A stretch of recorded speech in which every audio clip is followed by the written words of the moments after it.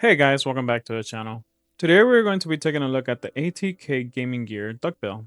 This is going to be their newest gaming mouse and it is going to be their first OEM shape, so it's pretty unique to them.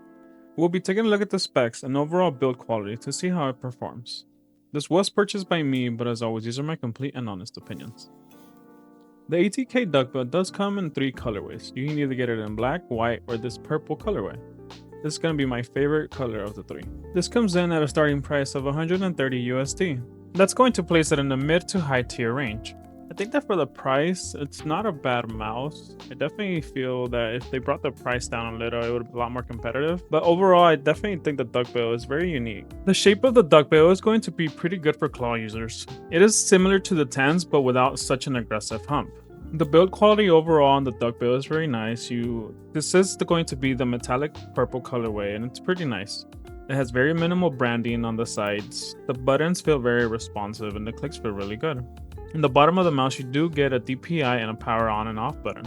The stock skates that this come with are also very good. They feel a bit similar to Unusual Way Sports Silver Foxes, but I'm not 100% sure. But the stock skates are definitely nice for this mouse. The side buttons on the Duckbill are a bit small and glossy, so they are a bit slippery, but overall they do have really good performance. I didn't notice any double clicking, any pre or post travel. They're very responsive. Mouse 1 and Mouse 2 also don't have any pre and post travel and they also felt very responsive. ATK is using their own optical switches and they feel nice. They're very spammable, very clicky. I did notice a bit of side to side play on Mouse 1, but nothing major that ever affected my gameplay. The scroll wheel is also very nice. It has this rubber wheel and it felt very nice and smooth. Definitely very good build quality overall. The coating on the Duckbill is pretty weird. It does feel smooth at first, but once your hands start getting clammy and sweaty and dust kind of gets stuck to your hands. But overall I definitely do think you might want to use some grips with this mouse. So a quick sound test.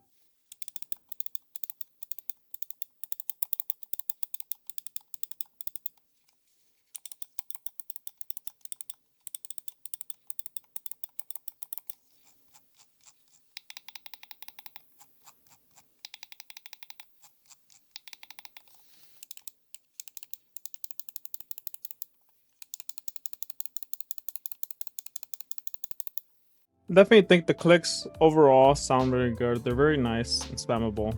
Build quality is pretty good. No complaints there. This is going to come with a 3950 sensor, and it does come standard with 8K pulling. It comes in at a weight of 48 grams with the skates installed, which is a little more than their advertised weight, but I definitely don't think it felt that heavy. The packaging this comes in is pretty nice. You do get this nice box that kind of just opens up. Inside you get the Duckbill logo, which is cool. I do like the graffiti art style on this. On one side you are going to get the mouse with the AK dongle, which I already have outside. This is going to be the upgraded AK dongle that they advertised, and it's going to come in this nice purple see-through colorway. Definitely like the aesthetic of this. One thing that I did not like though is that the ATK gear is backwards. So when you plug it into the Type-C cable, it flips it upside down. That's one thing that I did not like. On the other side, you do get this box that comes with more graffiti art style, and inside you get all the accessories this mouse comes with. In the box, you are going to get a nice braided USB-C cable with ATK's logo on it. You also are going to get some stickers. You also get your standard manuals, paperwork. And lastly, you are going to get some grips. These grips definitely don't feel the grippiest, but it's nice that they have the graffiti art style on them. And lastly, you are going to get an extra set of skates. These skates are different than the ones that come stock with the mouse. These are orange and they're supposed to be more control focused. I did not try these, but based on the stock skates that I got, I assume they would be pretty good as well. I think the Duckbill is probably the first mouse I definitely don't feel like I'm ever going to change the skates on them, unless I want to put some dots or something else on. But for the most part, the stock skates that came with the Duckbill are probably one of my favorites. The Duckbill is going to come with web-based software, and you also do have the option to download software, which I think is really nice. The software is pretty easy to use. It's nothing crazy. You're able to reprogram any buttons you'd like. You can set up different macros, change your DPIs. You can set up your polling rates from 125 all the way up to 8K. I mainly just use it on 4K polling, and that's just how I like it. The dongle does come with LED lighting that you're able to control also on the software. Battery life on the Duckbill is pretty good. I've been getting about maybe 4 or 5 days on 4K polling, which is not bad. Overall, I definitely think that the performance of the Duckbill is really good. For the $130 price point, it puts ATK in a different category. It's no longer going to be a budget gaming mouse copycat, right? The Duckbill is going to be their first unique shape, and I think that the performance of the mouse is really good. I definitely feel like if they did drop the price from $130 to $100 USD, I think that would make it more competitively. 130 bucks, I think it's not bad price. I just feel that ATK is known for having more of a budget market. And if they were to price their Duckbill or any of their newer shapes at $100, then I think definitely it would be more appealing to gamers.